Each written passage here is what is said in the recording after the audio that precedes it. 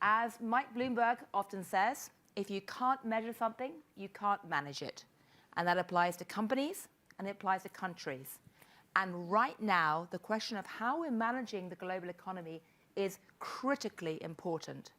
It's something we write about a lot at the Financial Times with our partners at Nikkei. And it's something which is becoming very, very important for policymakers. So we have a fantastic group of people to talk about it. On my opposite me is Doug Peterson, who is President and Chief Executive Officer of S&P Global.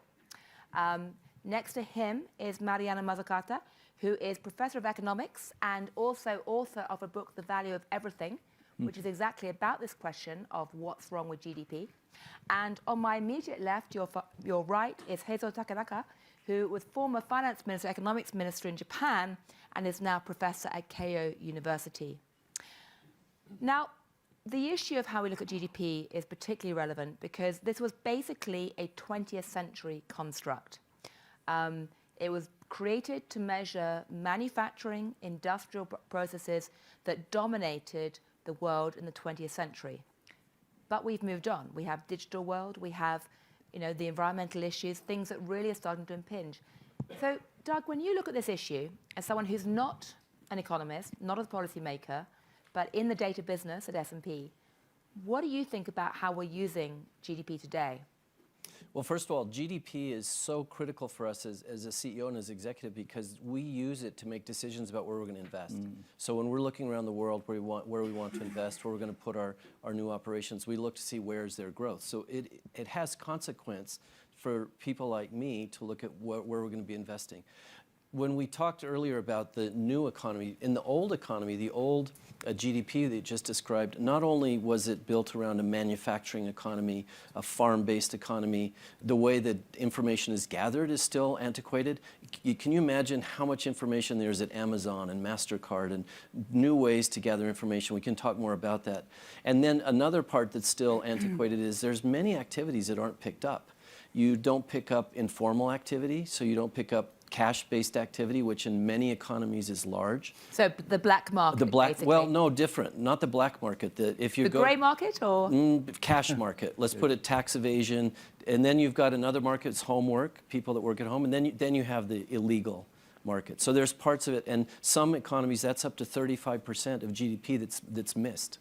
Wow. So the illegal market's an issue, or the grey market and the informal markets. The digital side's an issue, and of course environment too. But Mariana, you wrote an entire book about what's wrong with this. Give us a précis. So, well, the book wasn't on GDP, it was actually on value. And of course, what underlies GDP is what we value. So if we're not valuing care, and care is often done for free in the home, then it doesn't get measured. And that's a huge problem. In fact, if you marry your babysitter, GDP goes down. So don't do it. Because a service that was being paid for around care all of a sudden maybe is still being done, simply not being paid for. Anyway, there's lots of weird things like that in GDP. But I think what's interesting is we could actually squeeze so much more out of GDP, even as it currently exists. So much interesting things are being said around the world about what to add to it in terms of well-being and happiness. But even with its current state, you could break down GDP in two different ways, either by income or by product. And if you look at income, so profits, wages, rents, do we really understand the difference between profits and rents today? Rents used to be called unearned income, to the point that most of the financial sector, up until 1970, wasn't even included in GDP because it was basically seen as a transfer, just like Social Security payments. When they did include it, investment banks, the idea was that they're risk-taking. That's the service they're providing. Of course, when they went bust, who picked up the risk? The taxpayer. Anyway, and commercial banks, financial intermediation. But kind of breaking down what actually ended up happening with finance, finance largely ended up financing itself, finance, insurance, and real estate. The extent to which we could also, start breaking down, is it really creating value? Is it extracting value? Which bits are really creating value, and differentiating that? But, even just the other way to look at it would be in terms of demand, consumption, investment, government spending, and net exports. A country like the UK is currently mainly growing through consumption, not investment. That consumption is being driven by private debt.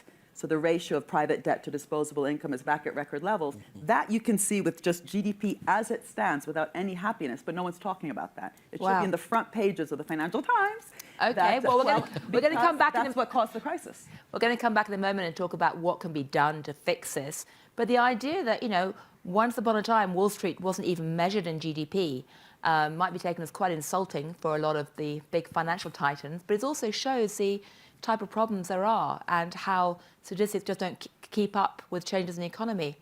But Takanaka-sensei, I'd like to ask you, you were in charge of the Japanese economy and trying to set policy using the statistics that you had available. How good were they? Did you trust them? Well, when I was in the cabinet as a minister for economic fiscal policy, I was asked to rate the GDP. You were asked to rate GDP? I was asked by many people to rate GDP. However, how reliable GDP is, of course, we have a lot of problems, just mentioned by other people. However, it is very important to notice that GDP has a relatively short history, right? In 1929, we had the Great Depression. At that time, many people understand the importance of we need some measure to grasp the situation of the economy comprehensively. At that time, in 1930s and the 40s, many excellent economists like Simon Kuznets and some others, as you know, created this system of national account. And since then, so this has GDP statistics that only 80 years history, just like the human being's lifespan. So during this short period, this had been, amended a lot. Still, we need, at this moment, more new type of amendment. We live in a new economy, but in this case, we should understand clearly what is a new economy. What is a new economy? Well, smart technology. We live in the fourth industrial revolution. So in this regard, first of all, later on we will discuss another aspect, the environment and the sustainability and the inclusiveness issues. But anyway, as far as smart technology age is concerned, Japanese government changed the system, changed the way of calculation of GDP 4 years ago. And at that time, Japan's GDP increased by 3.5%. To be specific, as you know, the R&D investment was also added to GDP. Before that, R&D investment was regarded just as the intermediate expense, expenditure, not a final expenditure. But maybe you understand, R&D investment is a very important investment to create the stock of knowledge. So since then, we are paying very much great attention on the importance of intangible asset. R&D is very easy to understand, but there's kind of intangible asset we have. So, but anyway, the similar change of the calculation of GDP was taken by Korea, Ireland, and these all countries. GDP was increased a little bit. So, it is very important to know the new age, the post-industrial revolution, the role of intangible asset. Well, you make a very good point there. And the case of Japan is very interesting because not only do you have, obviously, an aging, shrinking population, and people often say, oh, the Japanese economy is in the doldrums because GDP has not been impressive. But the fact you've brought in the investment into the equation is striking. And the intangible issue is striking too. I mean, Doug, how do you think statisticians should be actually trying to capture the intangible element? Oh, absolutely. And when you think about some of the aspects of GDP, the measurement, one is the intangible. In some ways, it's almost thinking about utility as opposed to a cash flow or what was measured that has a monetary value. Another aspect is you're not measuring depletion either. So it's because GDP is a flow and not a stock, you could be creating a very strong GDP, but depleting your assets, depleting your some of the things we could talk about, ESG factors, where you're depleting the environment and you're not picking that up. But on the intangible, let me give you an example of what we have today. If you think about when I was growing up, I had to go to the Encyclopedia Britannica to get information. Now I have this little computer in my pocket, and I can get information at my fingertip, and that's not measured at all in a GDP, the information, the substitution of how I get that value. And I'm not an expert in this, but I'm always asking the question, how do you measure utility and value created as opposed to something that is a cash flow or something that's measured in a delivery of cash? One quick example, if I were using a travel agent to purchase a ticket but now there's a new way I do it by using a website. That work didn't go away of booking a ticket. It's no longer being paid for at a travel agent, so GDP might have gone down. But the work created, the value created is still there. So this is something I'm trying to figure out. How do you capture value created and utility? So how do you? I mean, are there any countries? I mean, obviously, Japan has taken one step forward by including investment and trying to capture some of the intangibles. But are any countries doing this right? I mean, Mariana, you've been looking at these. Well, all the countries that are run by women. I hate to say, I was just thinking, New Zealand, Iceland, Scotland, Finland. Hey, correlation. I mean, can I just say something? Can we have a bit of time? Just sure. on the issues you mentioned are so crucial. But what you're talking about are drivers of long-term GDP growth. That already becomes another variable. Are we just talking about a little blip in GDP or long-term driver? And you mentioned Kuznets. Kuznets was so clear. He's like, oh, by the way, don't use this to talk about 1.7, 1.78, 1.8% increase. Remind the in audience GDP. what Kuznets. Oh, one of the founders of GDP, which he mentioned exactly. Yes. But he warned. He said, use it for kind of a más o menos kind of a trend, but not kind of as though you're steering a car exactly where to go. And I think what's so interesting in Europe, for example, we look so much at the deficit or the debt, and as soon as you divide the debt by GDP, already it becomes more refined.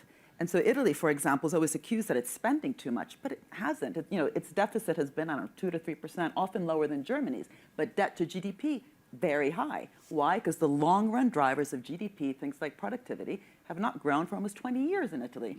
And so, again, we could actually, with existing measures, say a lot, but we don't talk about this in Europe. We just told Portugal, Italy, Greece, and Spain, cut, cut, cut, you're spending too much. And the other thing about R&D, that as well, we don't really have an understanding of how to make sure that what we're spending on, in terms of public budgets, are in fact more steered towards these long-run drivers. So R&D is still in many countries just seen as a cost, as opposed to capital expenditure for long-run growth. And especially in software, right? Yeah. So software is definitely booked as a cost, but I think of software as almost like a capital investment, but it doesn't get treated like that. You see, this comes back to the point about if you can't measure it, you can't manage it properly. And this is leading potentially to big policy mistakes. I'm curious, in the case of Japan, because there was so much discussion about the lost decade of stagnant growth, do you think people need to rethink their impression of the Japanese economy if they have a different vision of the Japanese statistics? And I don't mean to pick on Japan, but you are the policymaker on the panel, and there's a lot of interest in this. Well, it's a very difficult issue because, many people recognize the importance of GDP, of course, because as I mentioned, it shows the very comprehensive economic activity. However, at the same time, some factors should be added. Well, one is the intangible asset issue. Another one is the environmental issue, for example. So we have been discussing this environmental issue for a long time. As you know, in 1970s, already 1970s, we have discussions. Well, Economic Council of the Economic Planning Agency of Japanese government established a new idea of NNW, net national welfare. Net national welfare. In this case, the environmental issue was considered into GDP. To be specific, the imputed cost of environment should be subtracted from GDP. As a result of that, at that time, GDP was reduced by 2%. So some added, some should be reduced. So we have a lot of discussions on that. But still, important point is, we should not depend too much on single indicator. GDP is very important indicator. However, for example, please consider my body condition, where weight, height, and body, blood pressure, etc., etc. We could not depend on single indicators. But still, moderate amendment, moderate improvement of GDP statistics needed. But we should consider some other supplemental indicators. At this moment, I think this is very important. So when you say, you made a very interesting point about the media, that obviously the financial press and the markets tend to hang on these data releases. What do you think people should be talking about on a daily basis? I mean, what should we be putting on the front page of the Financial Times or the Nikkei or the Nikkei Asian Review? Our books, no. Well, I mean, again, if we come back to what we know drives GDP growth, for example, we know that certain types of institutions are fundamentally important. And even just within Europe, we have very different types of institutions, for example, that link or don't link science and industry. You know, the kind of Fraunhofer institutes, for example, in Germany, they don't necessarily exist in other parts of Europe. And if we think that they're important for having that kind of productivity growth or vocational training, education, R&D kind of spending, then we would be looking on our dashboard in terms of the health of a country, those kind of indicators, as well as, of course, a more refined analysis recently around well-being of the nation and different types of happiness indicators. But then you could argue that then Europe, for example, when it's giving out bailouts to countries that are having problems, instead of having these conditions that are also just about one number, you know, reduce your deficit. So the 3%, IMF 0%. conditions or the ECB numbers saying that you have to do X, Y, and Z based on debt to GDP or deficit. Yeah, if they want that country to become more competitive, they could actually also be giving more refined advice. Not just reduce your deficit, but hey, you really need to start building these institutions, which we know through evidence base are quite important. But again, that's more of a dashboard understanding of competitiveness and health of an economy. Right. And these are really profound policy issues which you were grappling with when you were in office. But can I turn to another question, which is there any way to change how we collect data? Because I find it just astonishing that we have these tech giants who have the tools to know what we had for lunch before we even eat it, who can track everything we do all the time and are selling the data to each other or the whole data brokerage industry. And yet we have to wait for an entire month or sometimes a lot longer to get GDP statistics. Is there a better way to start actually collecting data about the economy? Did you ever try and ask any of your tech companies to help you? Well, big data issue. It's of course very important. Last year, Prime Minister Abe appeared here, and he made an excellent speech focusing the importance of the data free flow with trust. Well, this is a very important topic that was being discussed in this DAVOS meeting. But still, for example, we have big data. Data is important. At the same time, well, in order to calculate GDP, various kind of indicators are needed. So you mentioned, well, what we watch, what kind of statistics we watch. GDP is very important. GDP appears only every quarter, once a 3 months. So still it's very limited. So, well, this is still very important. At the same time, we need much more frequent statistics needed. Well, of course, economists have been discussing, as you know, Okun statistics or Okun coefficient like that. For this is the, well, very frequent GDP fluctuation should be reflected in the rate of unemployment, et cetera, et cetera. So in that sense, well, the policymakers, policy analysts are watching this kind of statistics. So in that sense, I'd like to say some kind of dashboard type of indicator. Dashboard type of indicator is needed. For example, World Economic Forum issued the competitiveness ranking. They're combining several, well, 50 or 60 indicators. So the combining these statistics is very important from the viewpoint of policymakers. I mean, Doug, because S&P is in fact scraping data, aren't you? All the time. I mean, in trade, I know you've got some extraordinary activities happening. Yes, so in the trade area, we have now, we've got access to almost every port and airport in the world. And we extract that data daily unless that port or airport doesn't have it, and then we put it into a database, and we can see, we will know sometimes that Apple has changed the battery they're using or the lens is using before the markets do, because we can see the shipments that are going around the world. So my answer to your question is absolutely, you could be using new data techniques, machine learning, alternative ways to gather data. An example that's happening right now, every 10 years the United States does a census. And this year, the census is going to go out, and they're going to do it in a way that's electronic. And you can do it on your computer using the internet. You can use it on your phone. You can do it in paper.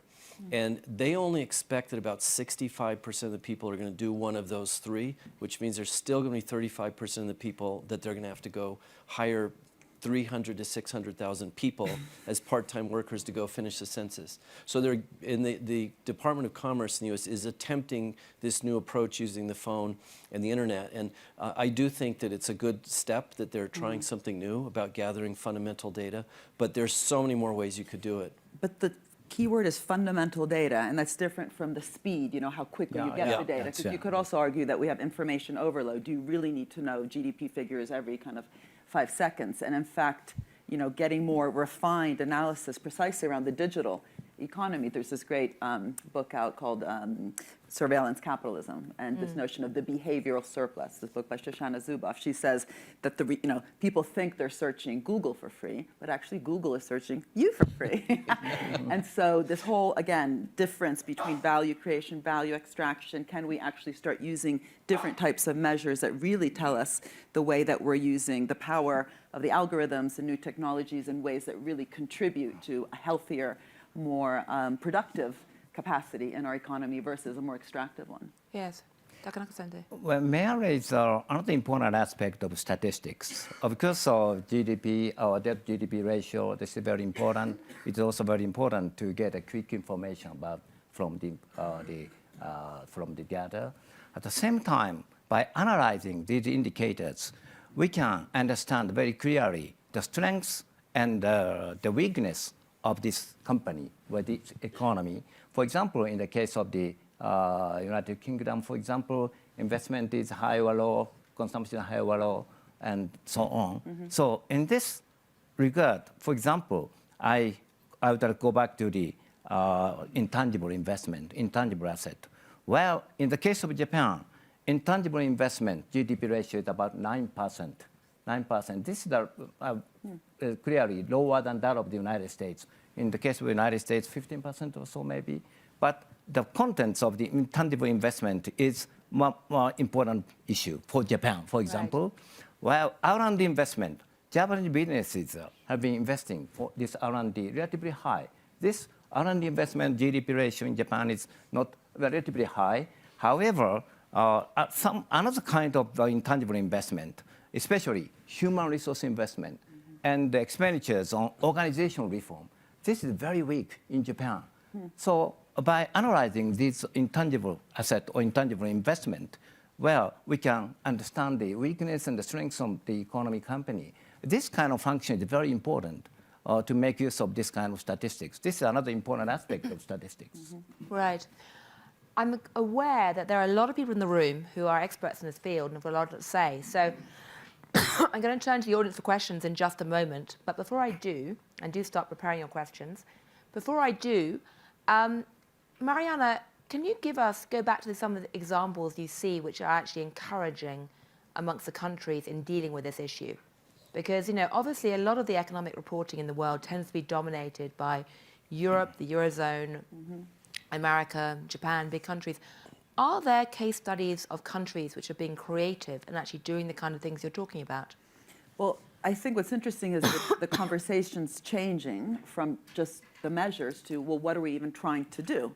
So if we have the Sustainable Development Goals, which were signed up to by hundreds of countries, what does that then mean for the value, the kind of economies that we're trying to create? And what's interesting is that at the microeconomic level, that conversation is really having impact on the metrics, right? You know, whether it's ESG or better types of metrics within companies and whether they're really reaching these targets around the environment or different types of social factors. And I think what's interesting is, can we then link that conversation, which is about governance of organizations in business and other, to, given that then we do aggregate up statistics about companies also to get parts of the figures for GDP, what does that then look like at the macroeconomic level? And yet the conversations about the environment, for example, in GDP is not linked up to that governance of the microeconomic unit. Absolutely, yeah. And currently I do think, I mean, I'm not the only one who thinks so, that there is a bit of a washing, you know, in terms of talking a lot about the environment. And then if you look again at the figures of what's actually happening in finance, you know, the top 3 asset management companies, BlackRock, Vanguard, and another one I can't remember its name, have actually increased their spending on fossil fuel-based companies by 35% since Paris, since COPs in 2015. So, you know, the talk, turning it into a walk, will be much easier when these metrics, first of all, are mandatory, but also when the kind of micro and the macro really are more lined up. I mean, Doug, you're trying to bring in these green factors into credit ratings, aren't you? And you're trying, really, for the first time, to systematically look at these non-traditional economic metrics when you look at companies. Can that be extended to countries as well? Well, I think so, and I think, but to your point, starting at the micro level, so to call it the corporate level, is going to be important because that will drive behavior. If we start measuring companies, we have more standardized approach to measuring E, S, and G factors. Right now, the S is hard to get. There's not a lot out there. The social factors, it's not really very well defined. The governance has been around a long time, and on the environmental factors, it's not consistent. It's hard to get the information. So at the corporate level right now, if we want to get the data, and we're actually gathering ourselves, it's self-reported, it's not audited, it's not consistent, people don't measure it the same way. And in fact, one of the really valuable discussions that we've been having this week in Davos is exactly around that question. Yeah. In the International Business Council of WEF the last few days, Brian Moynihan led a group of people that came up with a draft of some pilot questions and pilot statistics that we would endorse that all corporations would start putting together. So I think that we can start driving it at a corporate level, a micro level, and have the same dialogue as well at the national level. And Takanaka-sensei, I see you're wearing a wonderful green tie, which is indicating where the world's going, so well chosen. Green GDP, yes. Exactly, green GDP. So tell us, before we turn to questions, do you see areas where Japan could try and do more to measure the impact on the environment? Or rather the other way around, the externalities? Okay, I use the term, we live in this sustainable and inclusive society. In that sense, we should consider other factors than the GDP or the income. For example, the environmental issue is a very important issue. This is now have been discussed for a long period, and we now have some indicators to show the imputed cost of environment. And additionally, what's the income gap, income equality? This also should be considered. And at the same time, nowadays in Japan, most attention-grabbing discussion is people's health condition. While Japan has the longest lifespan of people in the world, this is not reflected in GDP, for example. So while Ministry of Economy, Trade, Industry is commending some excellent companies for health management, et cetera, et cetera. So this should be considered very seriously from here on. We are moving toward the aging society, aging demography. This would be have a good impact, strong impact on the medical cost, et cetera, et cetera. So, in my impression, security and health and environment, these are very, very attention-grabbing issue in my opinion. Can I make a comment about this? Please do. Japan is actually an example of a developed country in this theme of environmental impact. It's actually much more positive than any others. The energy usage of a per GDP or per capita in Japan is about 60% of the U.S. It's about 80% of Europe, and it's partially because of city design, urban design. Yeah. It's mass use of mass transit. It's the subway systems. It's the trains. People live in smaller homes. And so there's a whole footprint, an environmental footprint, that as we start thinking about other solutions to smart cities and environmentally friendly cities, some places we can look to already or we can see practiced in Japan. Well, that's fascinating. Of course, one of the whole points about the forum and Davos is to try and get that sort of international learnings from each other. But on that note, let's have some comments from the audience. I know there are a number of you who'd like to speak. Let me quickly see. I can see hands going up already. Let's start with you. It would be courteous but not compulsory to identify yourself. And since we have a number of hands already, please keep any comments or questions very short. Yeah, absolutely. Hi, my name is Abby. I'm a global shaper from London and also the CEO of an early stage tech company. Thank you very much for the panel. My question is mainly for Mariana, but please feel free to input. There is a very dominant narrative in Silicon Valley that government and the public sector is mainly a hindrance, which of course is not true. It would be great if you could maybe share some of your research and findings on how public spending, government spending has in fact been critical to commercializing many of the technologies that we use today. Thank you very much. So how does statistics show that government is good?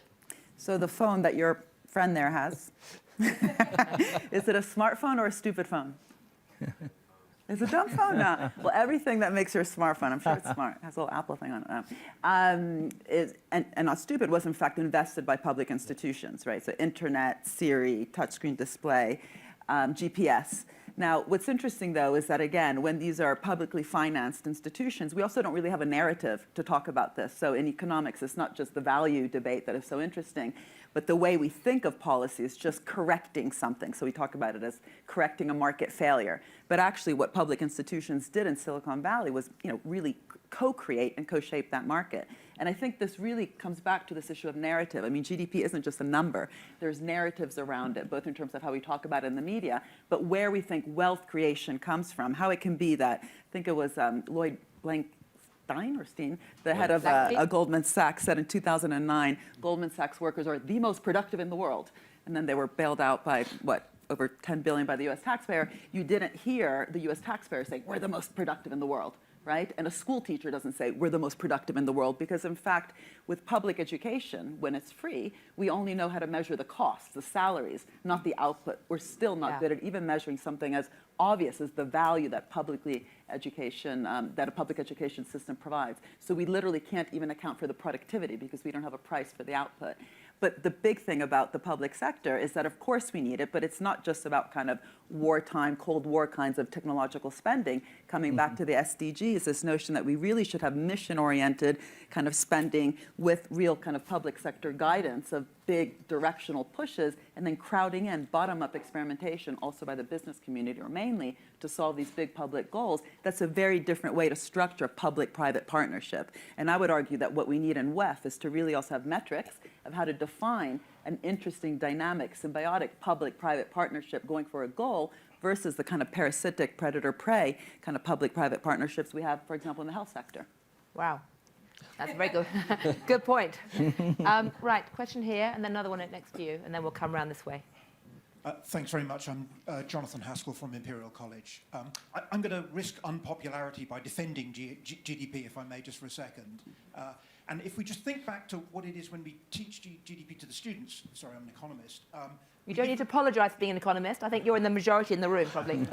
We give them the basic intuition, which I think is worth remembering, which is that if we've got an economy which is producing steel and producing cars, the one thing we mustn't do is add the steel and the cars, because, of course, the steel goes into the cars as an intermediate input. So part of the reason why GDP is rather complicated, and part of the reason why, as you were saying, Gillian, it's a bit frustrating. Surely these big tech companies have got lots of information, is they might have information on the various goods, but that's not good enough. What we need is the information to compute the value added on all the various intermediate chains. Right. If I could make that one point, if I could make a second point briefly, if I may, which is, in the case of steel and cars, we know what an intermediate input is, the steel that's used up into the cars. As Professor Takanaka rightly points out, when we've got intangible inputs like R&D and software, we don't quite know how to deal with those. Now, at that point, it seems to me, I just want to correct a misapprehension. The national accountants who do GDP have been very energetic in attempting to capitalize intangibles. It's the company accountants who refuse to count up intangibles. So actually, we're going to throw... Okay, so it's all your fault, Doug. We're going to throw rotten tomatoes at GDP. Can we just keep in mind that it's got that basic intuition, which is very, very helpful, and that there has been a bit of progress. More to do, but there has been some progress. Those are great points. And before we have a response, I'm going to take the next question as well, because those are indeed very good points. And then I'm going to ask Doug to defend corporate accountants. And I'm Eric Brynjolfsson. I'm a professor at MIT, and I very much want to build on Jonathan's comments. He's much too modest. We certainly have a lot of academic prowess here. And I'm going to support his view because he's too modest. He actually was the person who's done so much work to bring intangibles into the national accounting. And like him, I see a lot of virtues with GDP, a lot of problems. But there is a massive irony in the information age, which is that we have less and less information about where real value comes from. And that's not necessarily because GDP is flawed. I mean, it was a 20th century construct, great at counting numbers of cars produced or bushels of wheat. It's really not designed for a digital age where so many of the things we get on our smartphones, as Mariana pointed out, are free. The maps or the music or the Wikipedia. anything that has a price of 0 gets a weight of 0 in GDP. Does that mean it has 0 value? No. But that's actually what GDP was designed to do. And it's not a matter of us changing GDP to fix that. Simon Kuznets, as Mariana pointed out, made a number of interesting points. One of them was that do not use GDP as a welfare measure, a well-being measure. But with the exception of the people here, that's what a lot of journalists Absolutely. and policymakers and economists are doing. What we need is, as was mentioned, is a dashboard approach. GDP is a measure of production. Let's keep it as a measure of production. Yes. Yes. But we're interested in well-being. We need a measure of well-being. That is a fundamentally different concept. That's how much benefit you get from each thing. So if you pay 0 for Wikipedia, but you get $100 worth of benefit, that's what we want to measure. And we have a new measure called GDP-B, the B for benefit, that can be parallel to GDP, that captures those benefits. And it uses some of the power of the digital age because we can do hundreds of thousands, actually millions now, of online choice experiments to assess how much people need to be paid to give up different goods. And ultimately, we will, by this time next year, have a parallel set of numbers, GDP-B, that focus on the benefits to go along with the production cost GDP. And I think then we'll have a piece of the dashboard that Tanaka-san and Mariana and Doug have all been talking about. That's fascinating. Well, I'm going to keep going around because those are two great contributions to the discussion. I think one of the subtexts is, if you want to understand this, read Mariana's book and click onto GDP. And Jonathan's book. And Jonathan's book as well. Sorry, Jonathan's book as well. Sorry, thank you, Marianne.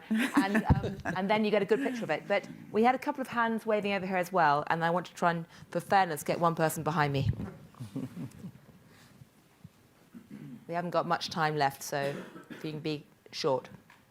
Thank you. I'm Pierre Habard. I'm with the Trade Union Advisory Committee to the OECD, so not an academist, not an economist, a union guy. But one question was precisely, isn't it an irony that we need more access to data to fine-tune our measurement, but as we can see, I can witness it in the discussion at the OECD, that there's precisely less and less information because we are facing a kind of privatization of data with more proprietary and a very broad understanding of what business confidentiality is. So the question is, where do we put the spectrum between perhaps legitimate business confidentiality requirements and the need for more granular and in the end, access to data? If I may, a second question is, I understand the idea of a dashboard having multiple indicators, but from a political economy perspective, what often happens is that decision makers, they need one indicator, not 2, 3, 4. So the question is, should we move toward a dashboard or should we actually replace GDP? With a composite, right.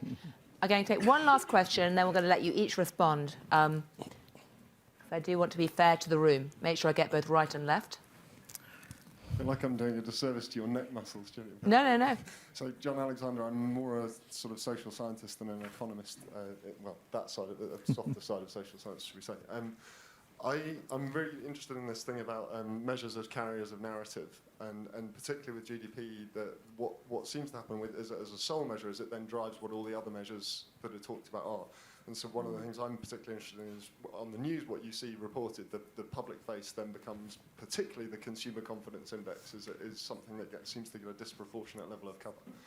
When, in a world where we are not just consumers, and where actually the identity construct of a consumer there's a fairly good set of evidence that it's restrictive and maybe prioritises consumption as a strategy for governments, but also that people primed as consumers tend to care less about the environment and one another.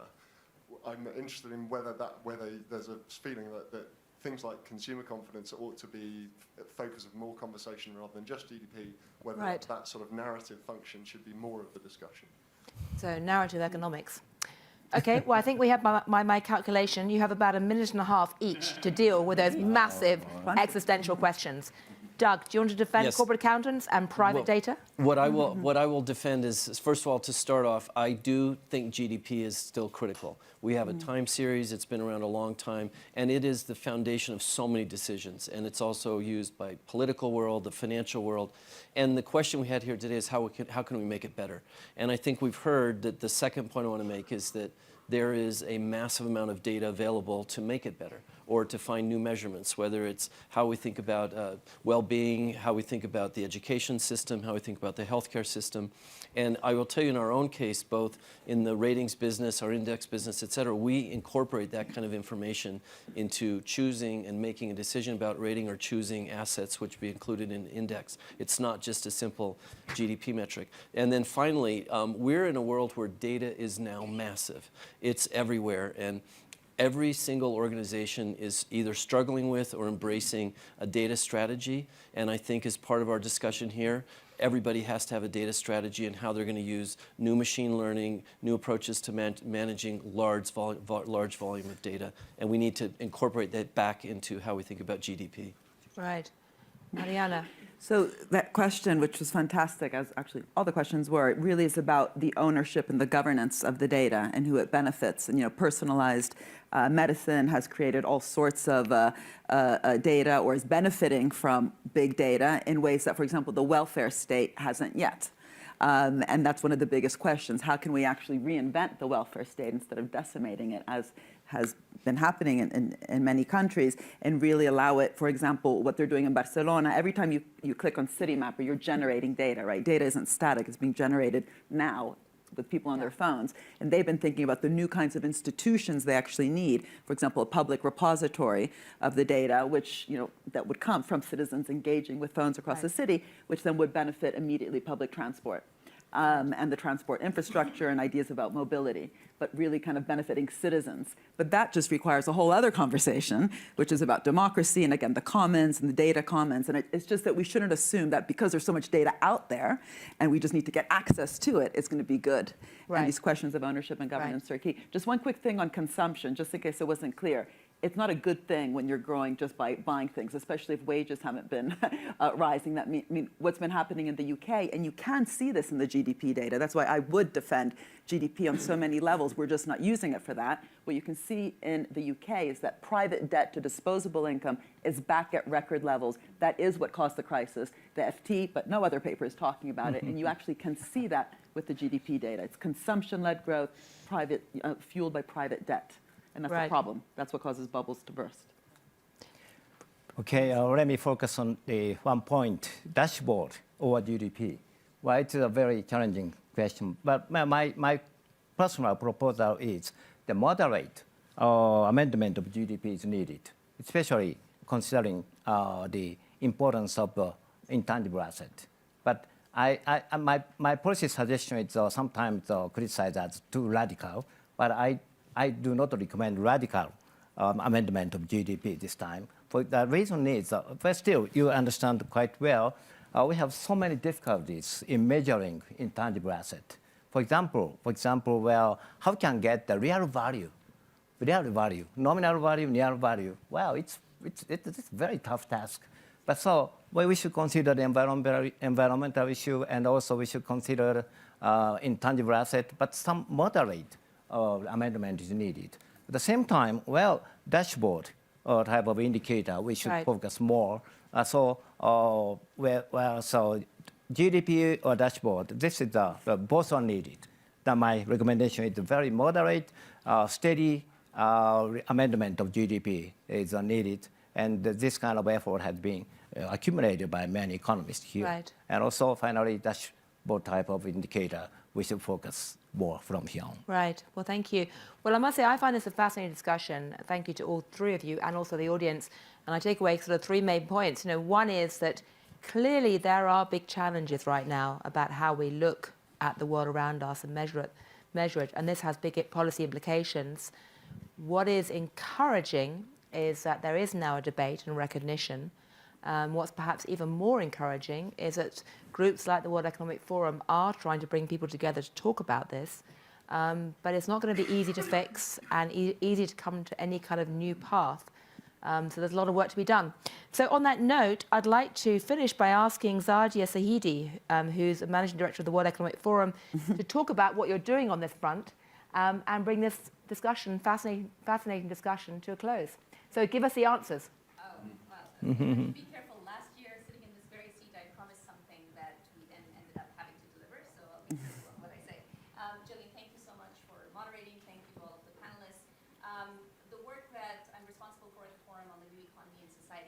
we have you're at the 50th anniversary, but 40 years ago, our founder started the Global Competitiveness Report, which was a novel idea that let's take a look at the factors that feed into medium to long-term productivity, and looked at human capital, looked at the institutions, et cetera. Along the way, we've added things like our Global Gender Gap Index. We've added, just earlier this week, our Social Mobility Index, looking at human capital and the future of jobs.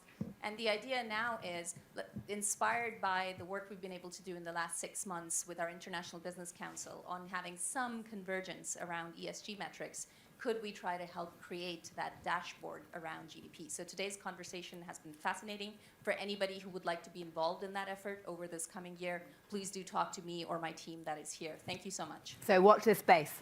Thank you all.